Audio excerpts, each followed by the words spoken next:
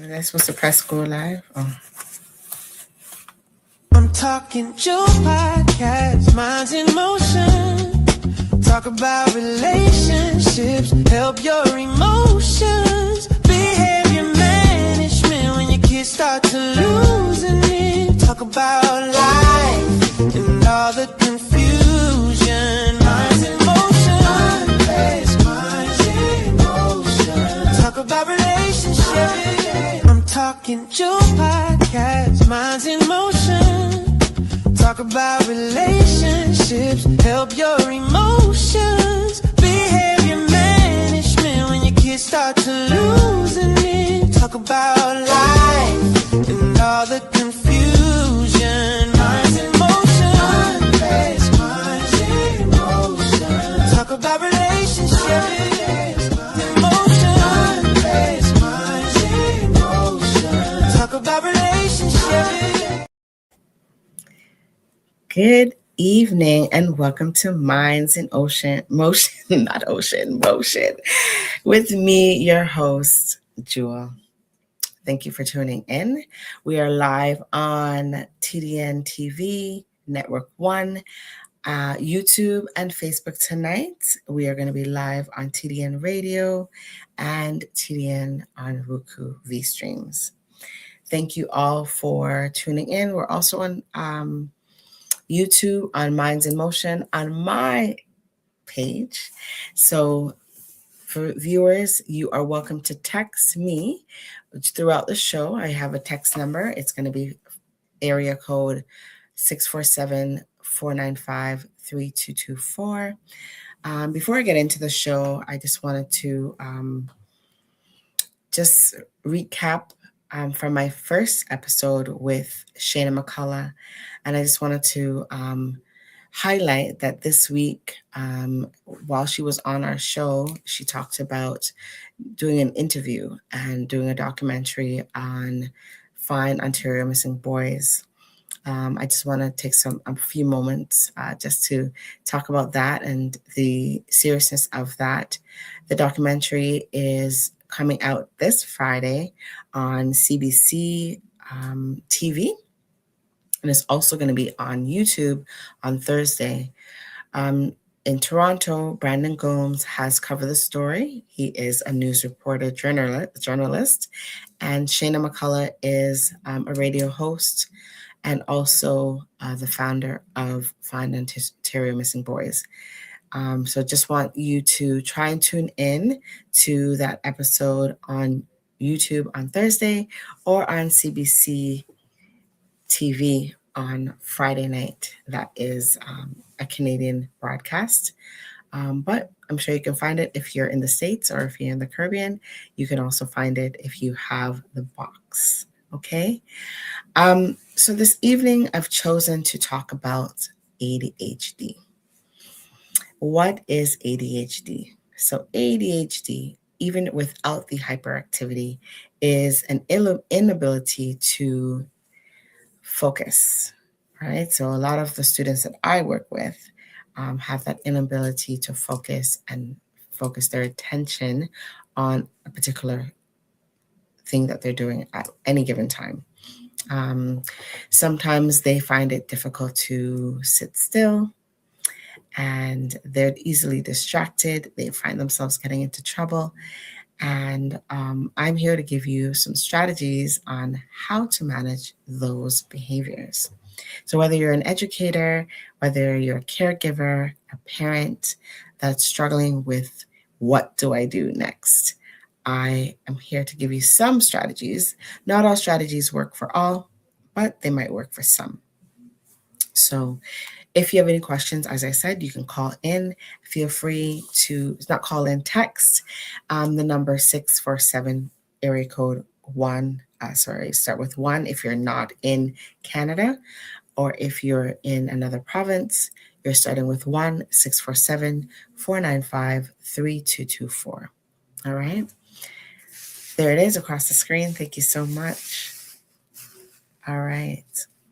So when I work in, I'm just going to give you a little bit of a profile of the student that are the different types of students that have ADHD and what I have observed, and different scenarios, because, with Minds in Motion, you're going to get real strategies, real talk, and real situations. So I'm going to give you a profile of some students that I work with.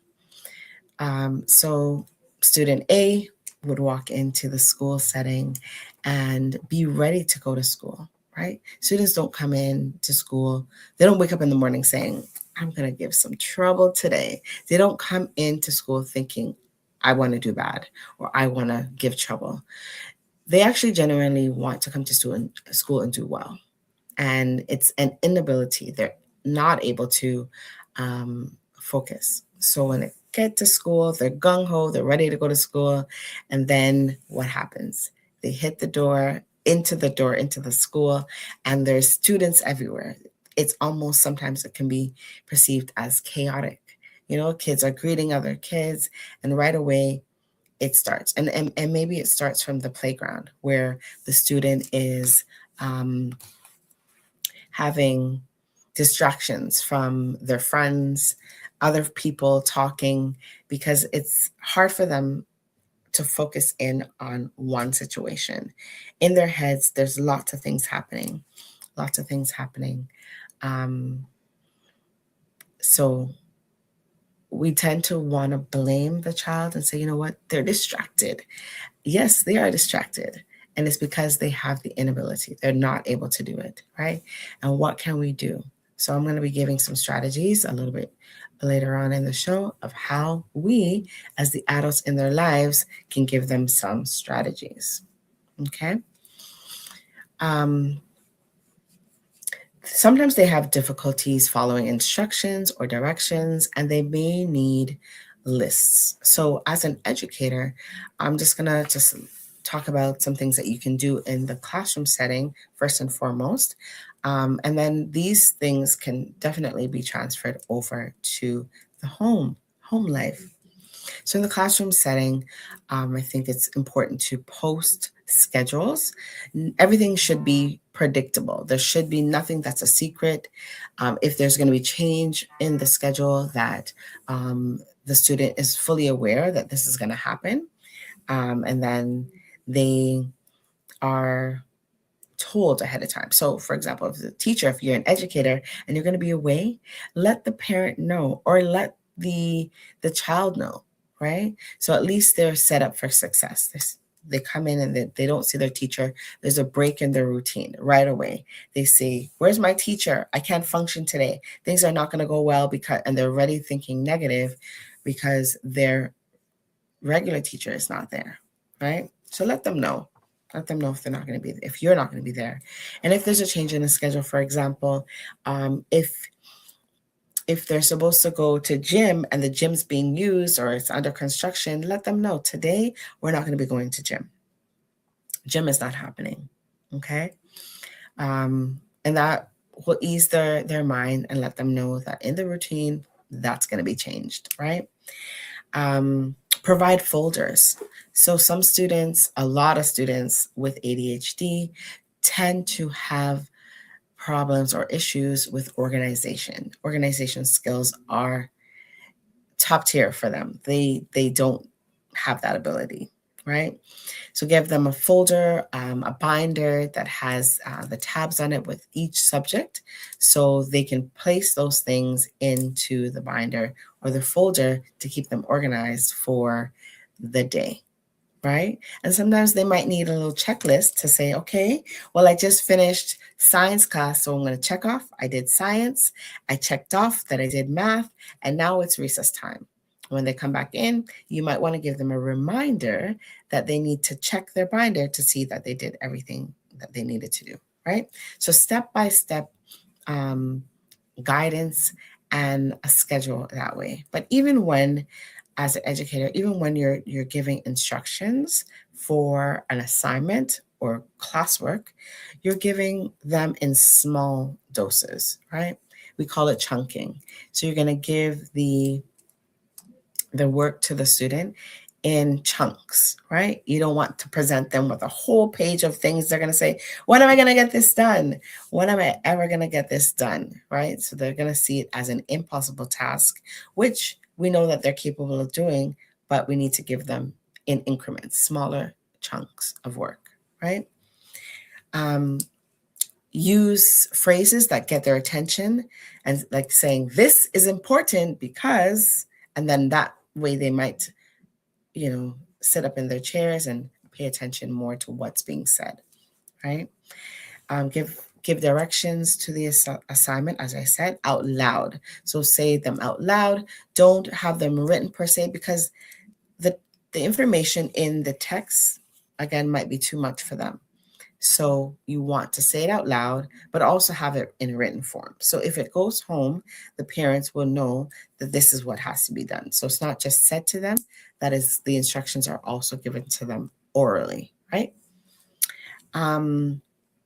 Simple things when you're speaking, giving directions, you're not rambling on. So I tend to, when I'm working with students, I tend to stop and say, did you understand what I said? Do you need me to clarify?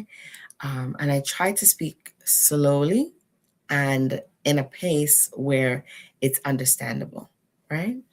And sometimes when I'm talking to students that have ADHD, I write things down, okay? I write things down and then I give them, I say, this is what our conversation was about. And I give them a piece of paper to say, this is what we talked about, right? Frequent check-ins is something that is important as well when you're working with students with ADHD or with your kids, right? Let me focus more on students first, okay? I don't want to go into the parents just yet, working with parents and caregivers. So as an educator, like myself, I'm a child and youth care practitioner.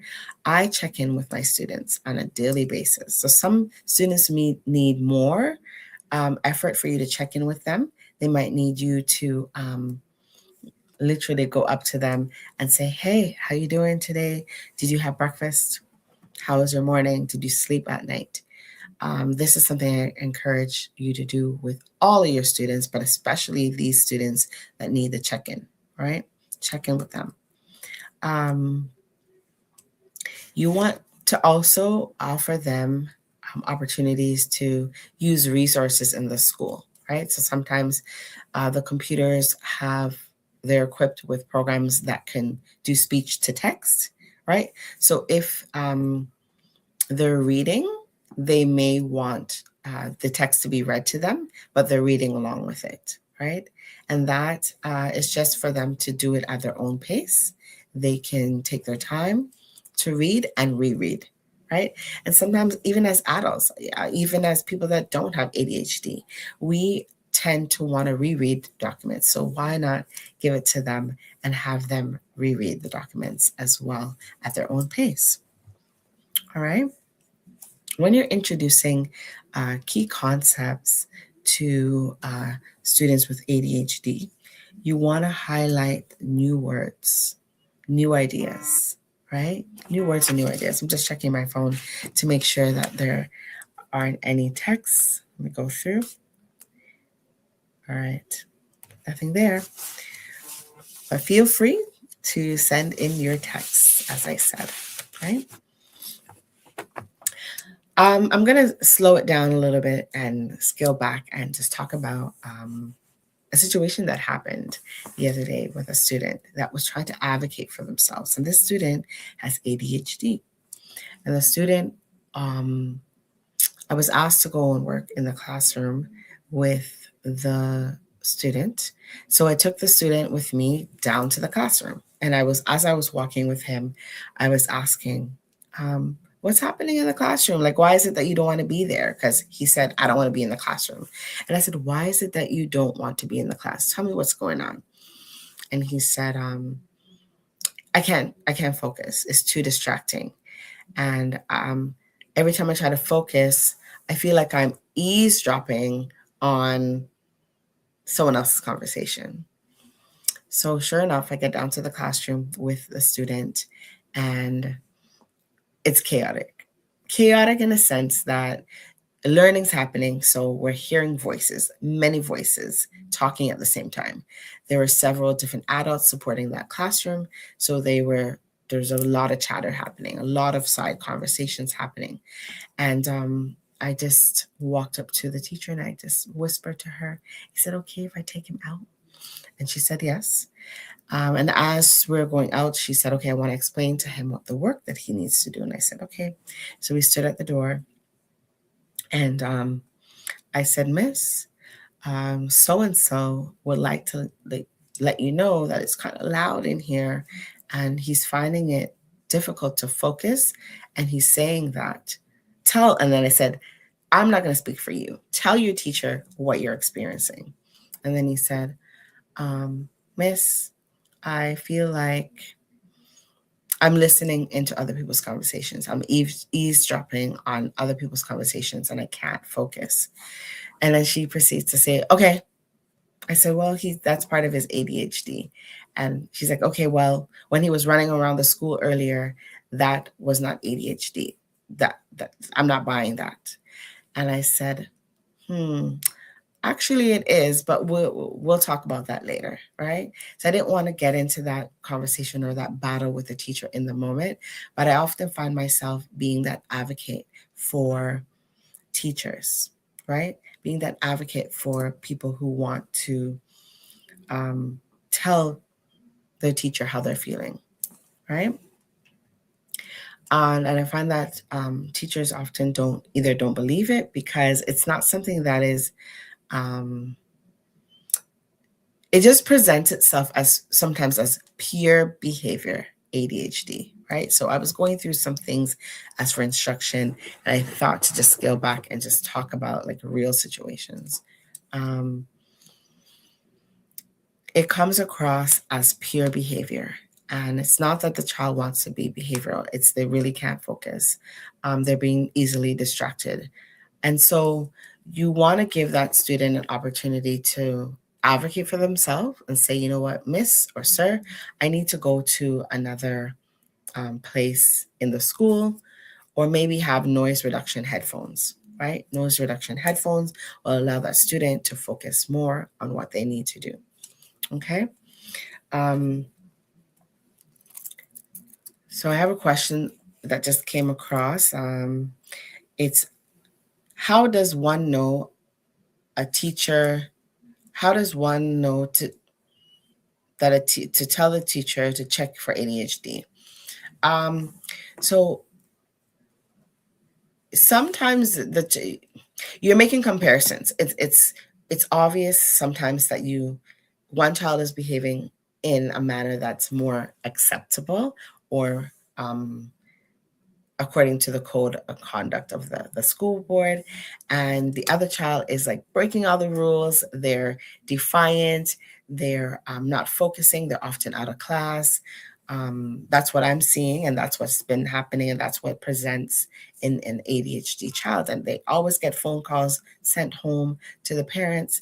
So the teacher might want to say, there's something different about this child, and not just assume that it's, let me tell you, behavior always has a purpose. There's always a reason for the behavior. Behavior is not just a child gets up in the morning and just decides I want to misbehave.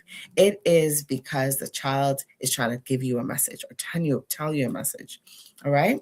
So what signs to look for? So what you're looking for is that child who, as soon as the class starts, the child, maybe like 2 minutes in or 5 minutes in, the child has to go to the washroom. Okay. So let me retract a little bit about those behaviors that the teacher's seeing. The teacher now then has the obligation to bring the child up to a meeting, a team meeting, a school meeting with other teachers that the one child might have. So sometimes they may have 2-3 teachers and the principal. So they would meet together, discuss, there's something different about this child. We need to bring them up to a meeting and discuss what we're seeing. And maybe that child goes home with a Dear Doctor's letter, right? A Dear Doctor letter, if that's what we call it. And it will describe all of the behaviors that the teacher is seeing in order for the doctor to diagnose the ADHD. Now, I'll tell you this: ADHD in very young children, doctors don't like to diagnose. So if they're like 3, I'm talking kindergarten now, and I'm talking like preschool or like daycare, they don't like to diagnose until the child is at least in the 3rd grade. Okay? They don't like to diagnose unless the child is at least in the 3rd grade, 2nd to 3rd grade. Why? Because children are still developing. They're still developing. Their brain is developing. They're learning to socialize when they first enter school. And a lot of, well, in Ontario anyways, the curriculum is play-based learning. So a lot of the learning is through play, right? So they play a lot. And they find that the behaviors change as they grow older. So I'm seeing a lot of questions come in. Thank you so much, Sophia Waterman, for these questions that are coming in from YouTube. What are the signs to look for? So I was just saying, so some of the things would be following directions, blurting out in class, right? Running around in class, skipping class, not being in class when they should be, right? These are things that they're avoiding because they can't focus on the work, and they're not articulate enough to say, I'm distracted because I can't focus. There's too much things going on. Why can't we focus as people who don't have ADHD? Sometimes we're hearing things going on. You might hear a pen clicking and you're like, oh my gosh, I can't focus on what's happening here. But in the ADHD brain, there's so many things happening that they really, really can't focus. So they choose to escape, or behaviors start to show up where they're getting angry with people, and they might yell out, shut up, across the room, right? Or other words, colorful words, right? There was a question, I'll come back to that. There was a question, do you find that more Black kids are being diagnosed with ADHD? I would say yes, from my experience. A lot of Black students are being diagnosed for ADHD. Not just Black students, I would say boys in general. Okay, boys in general are being diagnosed more and more with ADHD because they're more rambunctious. They have a difficult time sitting still, and it doesn't necessarily mean that they have ADHD. Sometimes they just might have a very rambunctious personality, and they are boys, and sometimes they like to roughhouse, right? But that's where you're going to go to the doctor. To rule things out, you go to the doctor and you get a diagnosis. And as I said, doctors don't tend to want to give a diagnosis until the child is at least in grade 3, because the child is still developing, still learning, and their personality changes as they mature, right? What is ADHD? ADHD is in the brain. So it is a mental disorder, right? It's a deficit, I should say, not a disorder. It's a deficit. So it doesn't mean that they cannot learn. It means that they have to focus more on their learning, right? Focus more on whatever they're doing. So that's why when I was listing out some things that the teacher can do in their environment to make it easier for them. So post schedules, make daily routines, stick to those routines. If you're deviating from the routine, then you want to let the student know that you're deviating from those routines, right? Going back to the diagnosis and how that happens, it's sometimes can be biological. It sometimes can be hereditary. It's not the parent's fault. I want people to know that if they have a child that has ADHD, it's not your fault. You're not taking ownership of this, even though it could be in DNA and genes, it's only because sometimes it could be of whatever traumas that your child has experienced throughout, maybe through birth or through uh, the way that they were raised in the environment that they were raised in, right? So ADHD tends to arise, right, from unidentified reasons. Okay. All right. I see a question here. Do you think that sometimes a child might be ignored by a teacher, so the child is seeking attention? Yes. Yes. Um, so this may be the ADHD child. Yes, that they're being ignored. ADHD children are very, very, very bright students, and sometimes it comes out in behavior and they need to be challenged more. And a lot of children that have ADHD are those gifted children because they're creative. They see things differently from other people, right? They have warm hearts. They're innovative. They have a good sense of humor. These kids are very, very popular kids.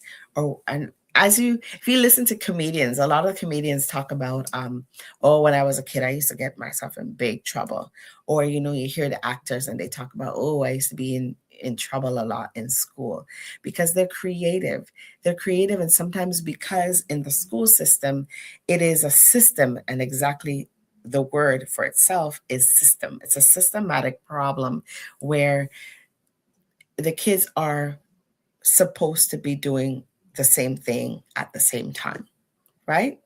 So we now, as educators, have to, for me anyways, I always encourage parents to do extracurricular activities outside of school. So they're not just going to be in a routine of learning the way that all the other kids learn in school, but they're also learning to be on a team.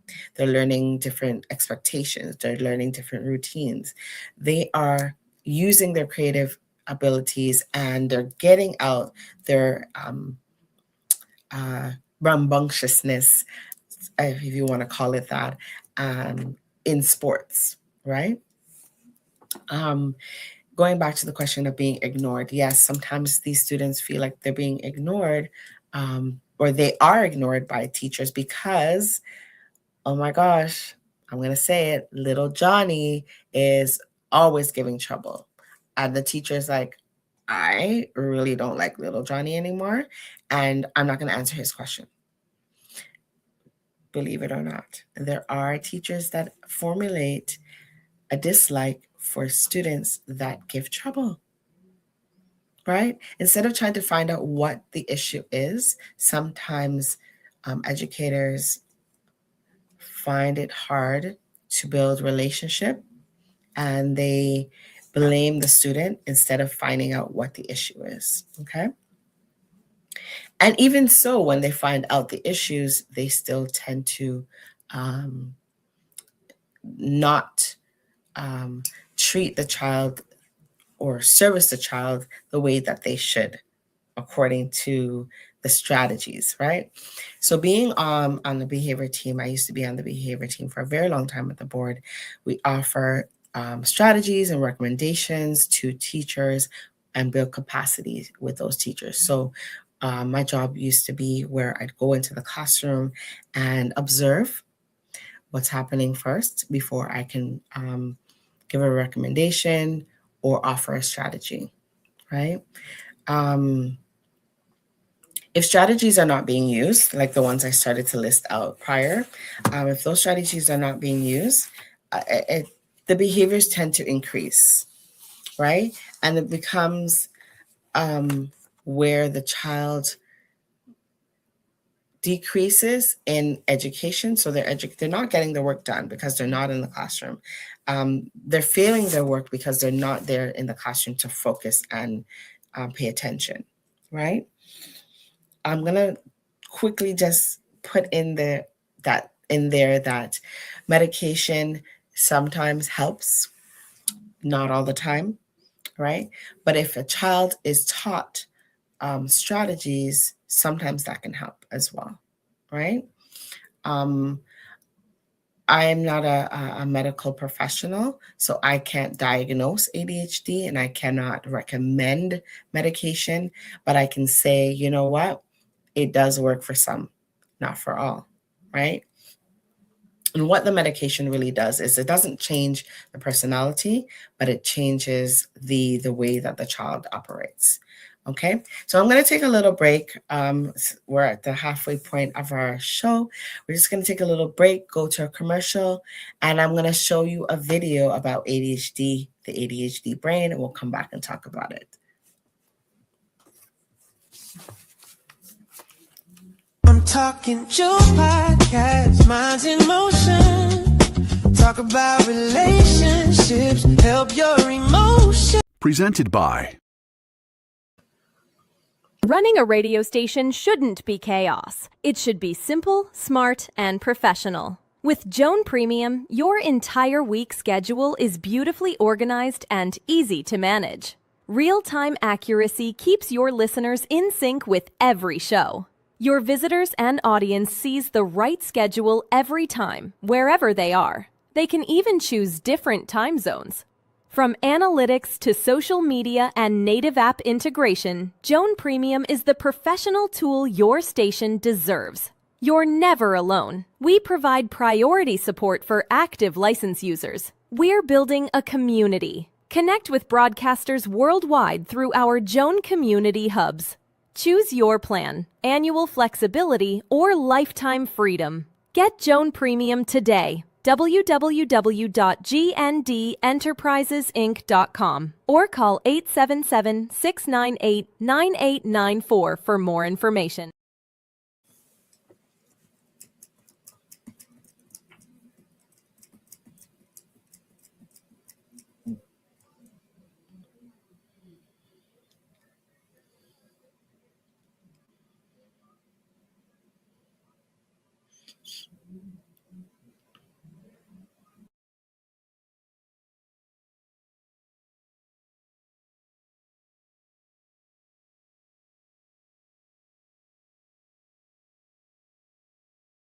We all have ADHD, and we're going to tell you a bit about it.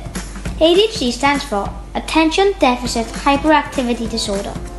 Did you know that anyone can have ADHD, even adults? About 1 in 20 children have ADHD, which is more than 1 in every class. Someone in your family may even have it too. If you have ADHD, you might feel like you have a lot more energy than others, find it hard to pay attention, get distracted easily, find it hard to sit still, or not shout out to interrupt others. Lots of people feel like this sometimes, but for someone with ADHD, it might feel like this most or all of the time. This can get in the way of doing important things, like in school with homework and friendships. This can sometimes get them into trouble more than others. Not everyone with ADHD has the same difficulties. ADHD can appear in different ways at different times for different people. That's why sometimes it's hard to tell who has it. Some people may also have difficulties with reading, spelling, or being clumsy. Some may have difficulties communicating with people or have bigger emotions than others, like feeling more worried, sad, or angry. Scientists have found that the brains of people with ADHD can work in a special way, including parts of the brain that help with things like attention, stopping and waiting before doing things, and organising thoughts or actions. For me, ADHD feels like you're watching TV, listening to music, and talking to someone all at the same time. It's really hard to know what to pay attention to. A special doctor can tell if you have ADHD. They will speak to you, your family, and your teachers to find out more about you and think very carefully before deciding if somebody has ADHD or not. They will also talk about the type of help you might need. Knowing that you have ADHD can help you and others understand you better. You might need help with things that you find hard, and that's okay. It's important to find out what these are and talk to your family, teacher, or doctor about it. There are some things that you might be able to do to help yourself with support of your family and teachers. For example, taking breaks or having a chart of what you need to do can help some people. Eating well, trying to get a good night's sleep, and getting regular exercise is important too. Some children with ADHD need medicine to help with their difficulties, and some do not. Not everything works for everyone, and nothing works all the time, so it's best to find things that suit you and that you enjoy too. Scientists don't know what exactly causes ADHD yet, but they know that it's complicated, with lots of different things acting together, including genes, which are instruction manuals in our bodies that help make us who we are, and the environment, which are the different things that happen to us in our lives. Although it can be hard sometimes, there are some good things about ADHD. It doesn't stop people from achieving their dreams and being successful. Lots of famous people, like some athletes and actors, have ADHD too. In fact, ADHD helps me have amazing ideas. I'm one of the funniest kids in school. I have lots more energy than others. I have fun in everything I do. I can think of more questions to ask teachers than any other person in my class. ADHD is just one part of who you are, and it's okay to have ADHD. Find out more about ADHD by going to ncmh.info/ADHD. Okay, and welcome back. That was a very, very informative video about ADHD. I want to again thank you all for tuning in on TikTok. I just turned on my TikTok during the video. So we're on TikTok Live, we're on YouTube and Facebook, TDN TV Network 1. Thank you so much for tuning in. And we're on TDN Radio Live as well as Roku. So coming back, I hope you enjoyed the video that was just played, and it explained a lot about what the ADHD brain is like, right? So those were children describing their ADHD, but adults also have ADHD and tend to struggle with the same kinds of issues with focus and not being able to, maybe they're hearing different things going all at the same time. So the young girl described having her ADHD brain is like listening to TV and listening to TV, listening to the radio, and riding a bike maybe at the same time. Like doing so many things at the same time is distracting for her. Okay. So thank you for those questions. I did answer them earlier. Appreciate everyone who sent in questions on YouTube. And also that phone number is there for you. That number, again, is 647. You can text that number if you'd like to ask a question. Right now, I'm on TikTok Live. So if you do text, I may have to change the screen and then come back. The number is 1-647-495-3224. Text that number and I will answer your questions about ADHD. All right. So some of the things that were described in the video are things that I described already about ADHD, but I'm going to highlight a few other things. Okay. I'm going to talk a little bit to the caring adults that are in the lives of students or children with ADHD, right? Let's focus more on the home front.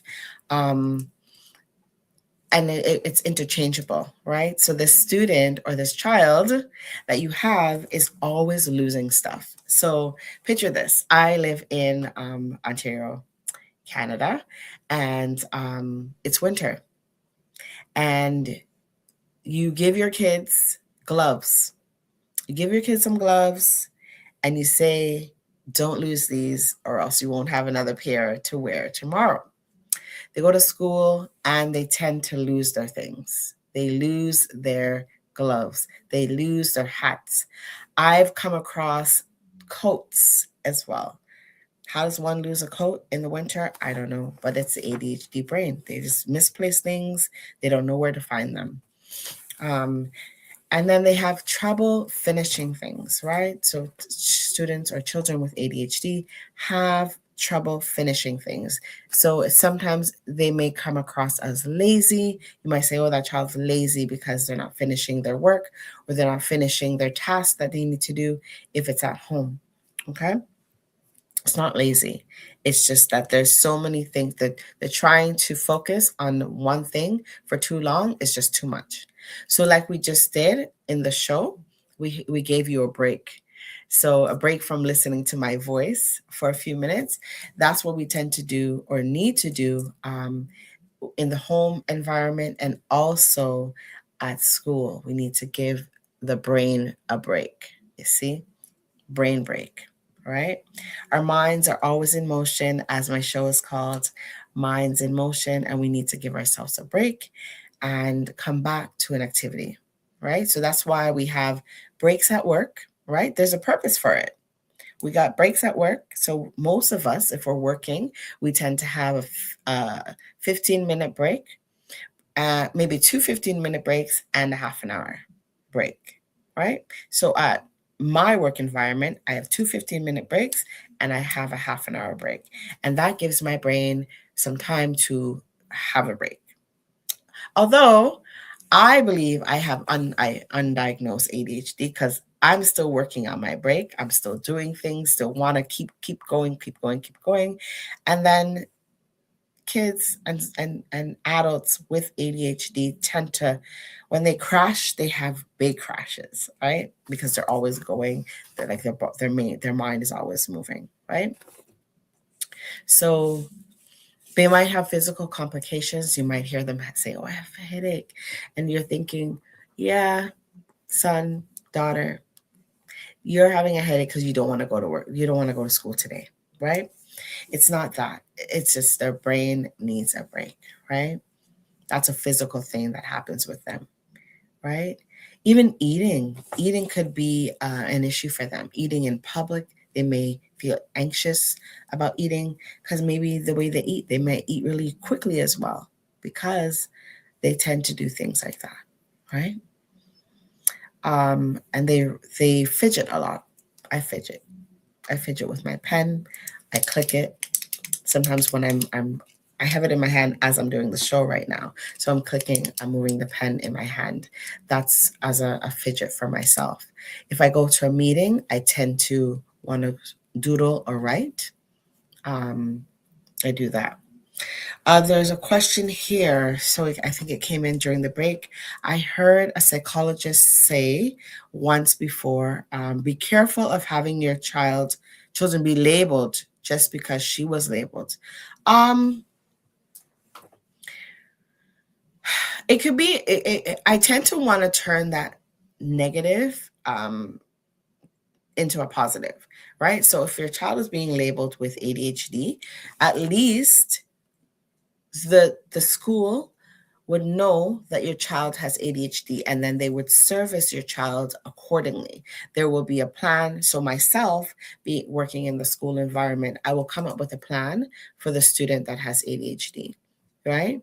And then teachers will they should be taking more favor and interest into that child that has ADHD, right? So labels aren't necessarily negative. They can be positive, right? And that label will go to them. So if it's junior school or elementary school, that label will go with them to their high school. And what happens then is that when they get to high school or planning for high school, which is happening right now for a lot of students that I'm working with, they're planning for high school and they tend to, in that plan, they'll say, okay, their pathway to high school will be, these are the courses they're going to take. And one of those courses in Ontario is called GLE. So General Learning Strategies or General Learning Strategies is what they do in that classroom. So they'll learn these things, right?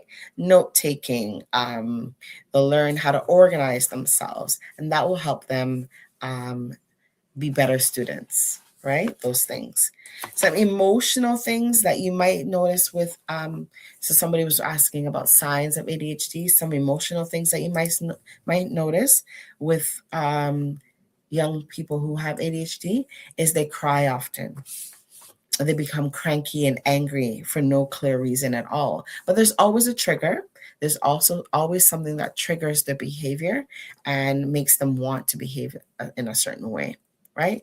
You may not know what the trigger is. And it could be something as simple as the trigger may be they were spoken to in a negative way by a previous teacher or by their parent when they were asked to do a task. So now you're asking them to do that task. I can give you an example. When I was working with one student, I did a countdown with him, and he was like holding his head. Oh, no, no, no, no, stop counting down. I hate the countdown, is what he said.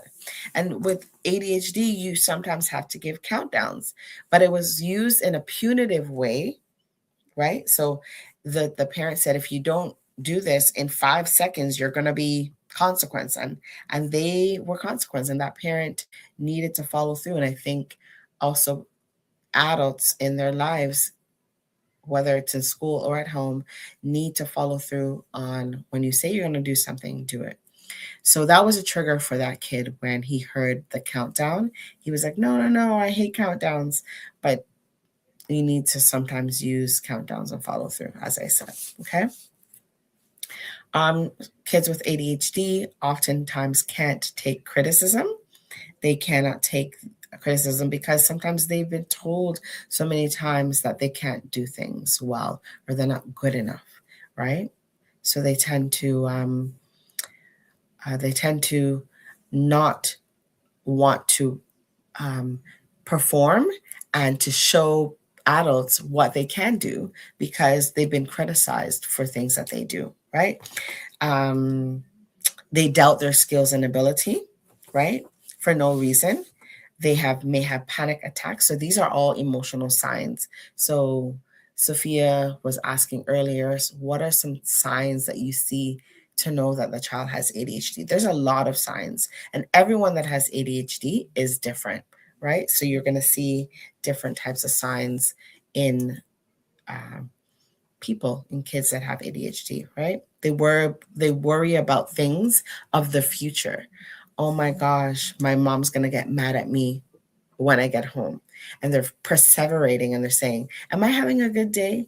Am I having a good day? Because I'm thinking about what my mom's going to think or my dad's going to think when I get home. So they're perseverating on something that's not even happening in the present. And that tends to keep them distracted, right? So behavioral things. So we talked about some behavioral things as well. And sometimes they avoid wanting to participate in class.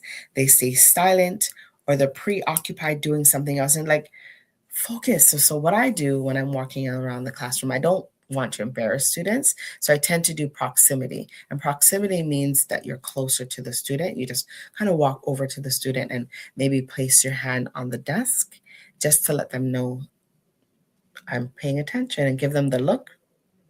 I'm paying attention to you. I see you. And right now you're being distracting, right? Or I might just gesture, put it away. I might not say it loud. I'll just gesture, put it away, okay? A question. This doctor said that the work in class was a bit boring. Okay, the doctor who said that they were labeled, they said the work was a bit boring and she will finish the work really fast and then start walking around the classroom. Yes, sometimes the classwork can be boring. Yes. So if you're an educator, I would encourage you to take note, observe. If your kids are constantly walking out of the classroom, they are finishing the work really fast, or they're straight up telling you, Miss, this is boring, or Sir, this is boring, take note, okay, and try to do something outside of the box. And there's something called Pinterest. If you don't know about it, discover it.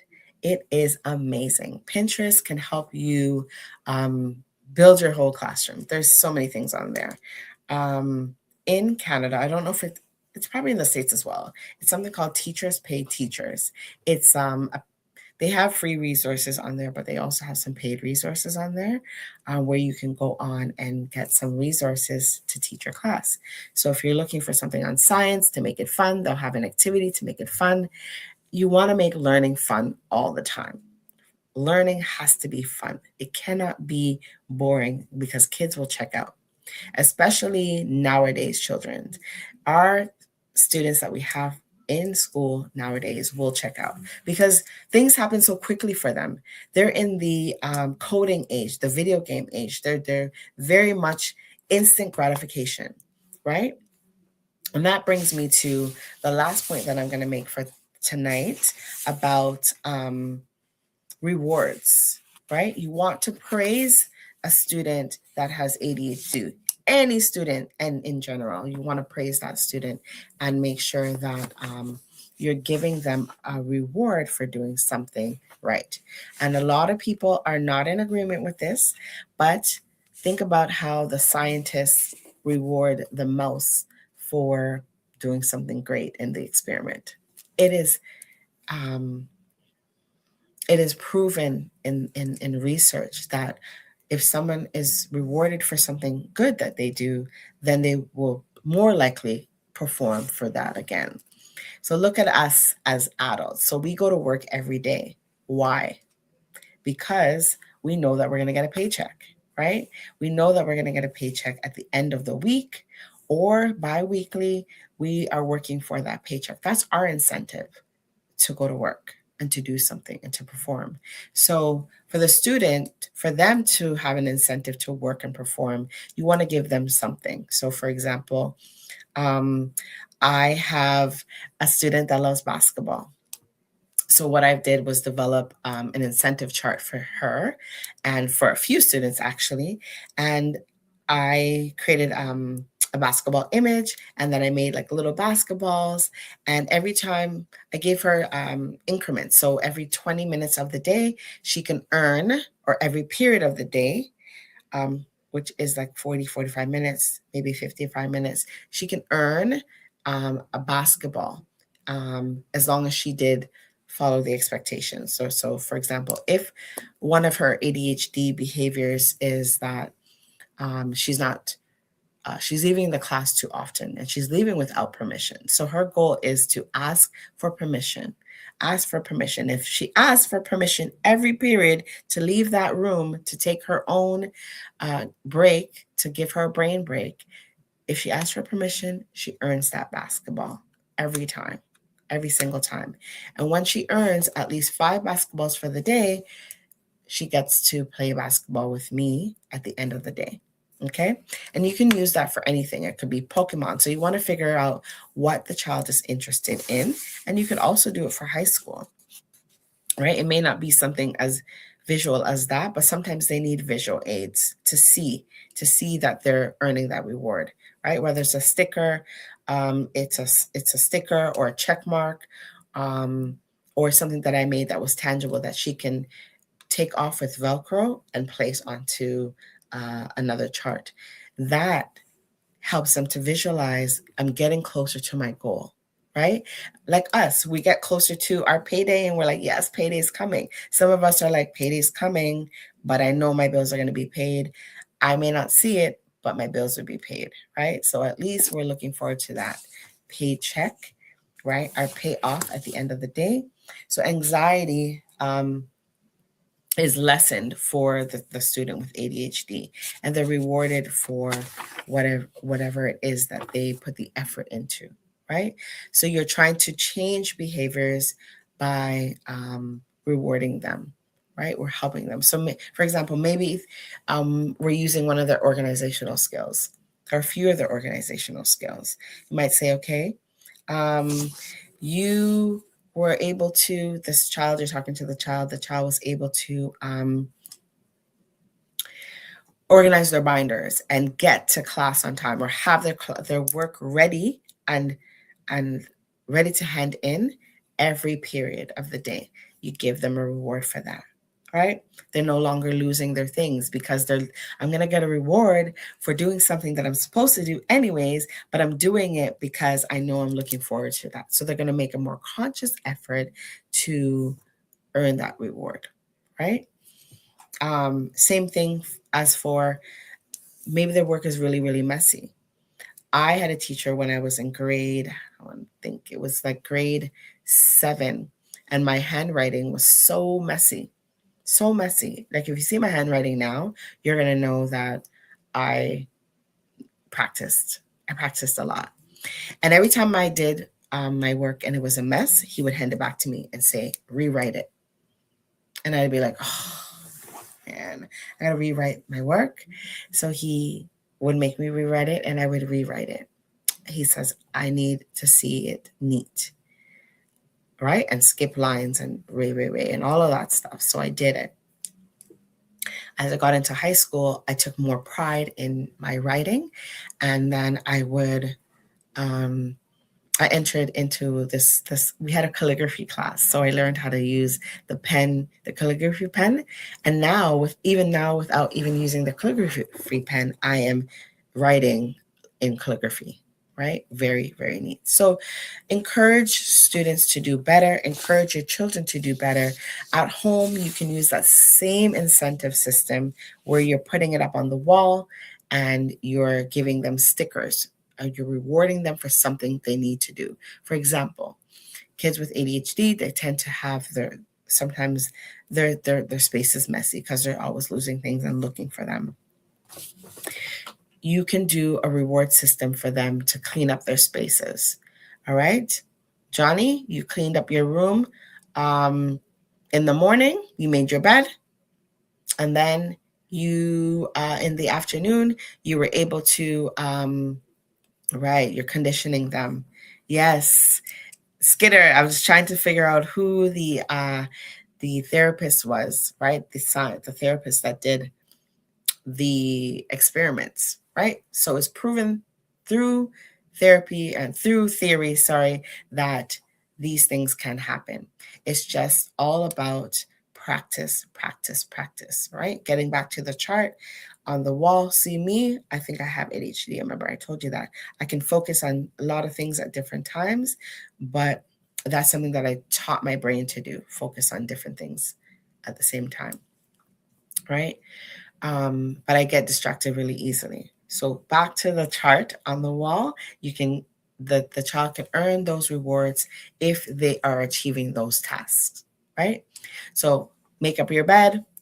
I've done that for parents as well, where I make an at-home chart and I say, this is what you need to do. So you're going to check it off. When you get home, you have to take your school clothes off. Those things go in the dirty clothes. You put on your new home clothes, and then you get a snack, maybe watch some TV, and then you do your homework. And each thing that they do, each task that they do, they're checking off on a checklist, right? You're giving them some ownership and responsibility for their actions, okay? So winding down the show, if there's any questions that anyone wants to ask, there's a few minutes left in the show. If you want to ask any questions, please feel free to do that. And I'm also reminding you to please follow me on Minds in Motion Wellness on YouTube, like and subscribe. Also, TDN on YouTube, TDN TV on YouTube, like and subscribe there as well. And I want to say thank you to all the viewers on TikTok, on YouTube, Facebook, and on Roku for following and for paying attention and tuning in to Minds in Motion on wellness. Next week, I don't have a guest. Don't have a topic just yet. It's a new podcast series that I'm starting, and I'm just really thinking of things that parents and educators need to know about how to work with their children and how to have better relationships with them. So thank you for tuning in. Once again, my name is Jewel. Thank you for tuning in. If you like what you saw, shoot me a message. Send a like in the chat. I appreciate the like, Neto. Thank you so much, and have a good night. See you next week on Minds in Motion. 7 p.m. Eastern Standard Time.